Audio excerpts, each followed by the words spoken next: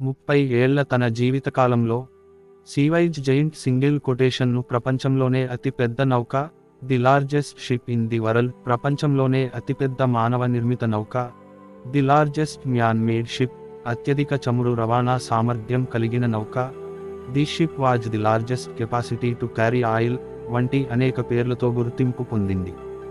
ఈ నౌకకు Happy Giant, Jahre Viking, Knock Nevis, Mont అనే పేర్లు కూడా ఉన్నాయి.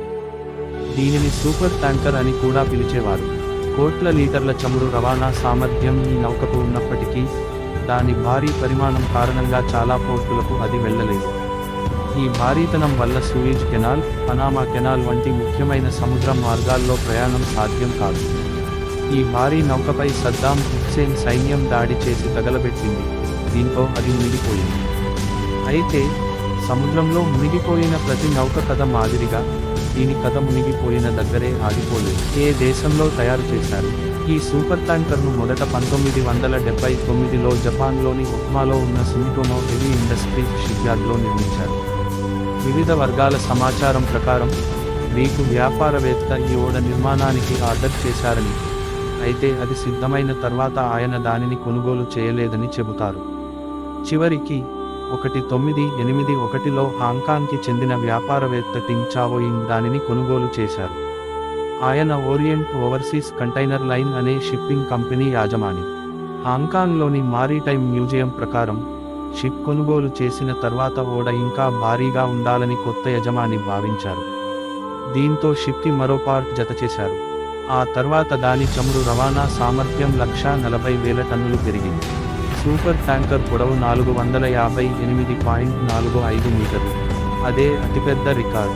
దాని పొడవు మలేషియాలోని పెట్రోనాస్ టవర్, న్యూయార్క్లోని ఎంపైర్ ఎస్టేట్ బిల్డింగ్ కంటే ఎక్కువ. చమురు రవాణా సామర్థ్యం. ఈ నౌక 4 బిలియన్ బ్యారెల్స్, 400 కోట్ల బ్యారెళ్లు, ఒక బ్యారెల్ అంటే దాదాపు 159 లీటర్లు చమురును మోసుకెళ్లగలదు. ఒక సాధారణ కారులో సూర్యుడికి భూమికి మధ్య 10 సార్లు తిరగడానికి ఈ ఆయిల్ సరిపోతుంది. ప్రపంచంలోనే అతిపెద్ద షిప్ అయిన ఐకాన్ ఆఫ్ ది సీ కంటే ఈ నౌక 100 మీటర్ల పొడవు ఎక్కువ. టైటానిక్ కంటే 200 మీటర్లు ఎక్కువ. ఈ నౌకను పూర్తి సామర్థ్యం వరకు నింపితే దాని బరువు 6,57,000 టన్నులు. ఈ భారీ నౌక నడిచేందుకు రోజుకు 220 టన్నుల ఇంధనం అవసరమవుతుంది. 1998లో బీబీసీ ఈ నౌకను సందర్శించినప్పుడు దాని కెప్టెన్ సురేంద్ర కుమార్ మోహన్ మాట్లాడుతూ సూపర్ ట్యాంకర్ గంటకు 16 నాటికల్ మైళ్ళ వేగంతో ప్రయాణించగలదని చెప్పారు.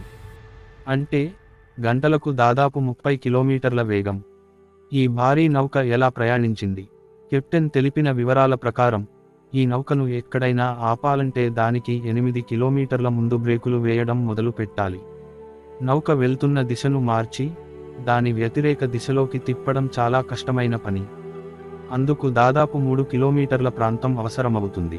అయితే బీబీసీ సందర్శించిన ఈ ఓడకు మరమ్మతులు జరిగాయి. దానిని పునర్నిర్మించారు. మిడిల్ ఈస్ట్, పాశ్చాత్య దేశాల మధ్య చమురు వ్యాపారం భారీ స్థాయిలో జరుగుతున్న సమయంలో ఈ సూపర్ ట్యాంకర్ ప్రపంచవ్యాప్తంగా చమురును మోసుకెళ్లడమే కాకుండా తేలియాడే గోడౌన్గా కూడా పనికొచ్చింది. 1988లో ఇరాన్లో లంగర్ వేయడంతో దాని చివరి ప్రయాణం ముగిసింది. ఆ సమయంలో గల్ఫ్ దేశాల్లో ఇరాన్ యుద్ధం చివరి దశలో ఉంది. సద్దాం హుస్సేన్ సైన్యం ఎలాంటి హెచ్చరికలు చేయకుండానే ఈ నౌకపై బాంబు దాడులు చేసింది. దీంతో మంటల్లో చిక్కుకుని ఓడ మునిగిపోయింది.